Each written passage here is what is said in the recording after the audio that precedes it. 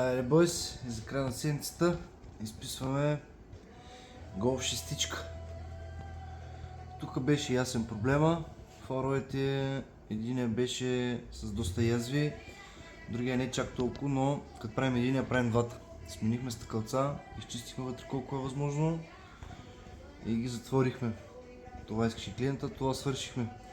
Единия фар беше с пукнат корпус, чупени монтажни части вътре, чупени реглажи, всичко е поправено. Ушета има, тук там сме правили, с армировка задължително. Тук и на другия, така че бива горе-долу. И там имаме още една инсигния за затваряне днеска. И седмицата си отива и отиваме да действаме по гаража, защото доста монтажи начакат, доста регулировки и трябва да го стегнем, да го направим и да се действа. И то общо взето. Било. Имаше доста петна вътре, което можахме да направим. Мисля, че резултатът е задоволителен. Това е положението. Айде! Хубав, весел уикенд и успешна нова седмица. Чао, чао!